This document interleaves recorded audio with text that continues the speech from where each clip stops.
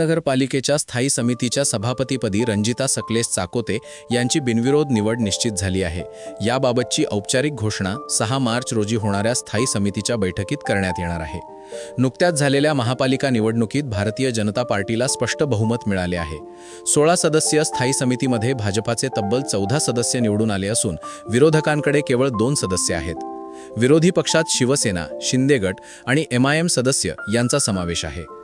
सभापती पदासाठी अर्ज दाखल करण्याच्या मुदतीत भाजपाकडून रंजिता चाकोते यांनी उमेदवारी अर्ज दाखल केला। पक्षाच्या बैठकीत पक्षनेते नरेंद्र काळे यांनी प्रांतिक नेत्यांच्या संमतीने त्यांच्या नावाची घोषणा केली। उपस्थित सदस्यांनी टाळ्यांच्या कडकडाटात त्यांचे स्वागत केले।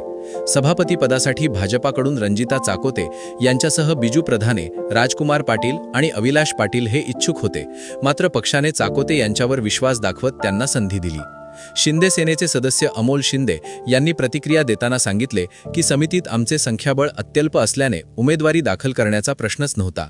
6 मार्च रोजी सकाळी उपजिल्हाधिकारी यांच्या उपस्थितीत होणाऱ्या बैठकीत रंजिता चाकोते यांच्या बिनविरोध निवडीची अधिकृत घोषणा केली जाणार आहे। दरम्यान पक्षाने दिलेल्या जबाबदारी आपण निश्चितपणे चांगल्या पद्धतीने पार पाडू, अशी ग्वाही रंजिता चाकोते यांनी यावेळी बोलताना दिले। त्यांना उमेदवारी अर्ज दाखल करतेवेळी महापौर विनायक कोंडाळ, उपमहापौर ज्ञानेश्वरी देवकर यांच्यासह स्थायी समितीचे सदस्य उपस्थित होते। जबाबदारी असं मी समजते आणि ती मी नक्की पूर्ण प्रामाणिकपणे पार पाडेन। गेल्या टर्ममध्ये प्रदेशाला आपण जी नावं पाठवली त्या नावातनं आपलं नाव सिलेक्ट करायचं, पक्षाने ठरवून त्यांचं नाव पाठवलं। 4 नावं पाठवलेली होती प्रदेशाकडे, 4 नावातनं प्रदेशाने हे नाव पाठवलं।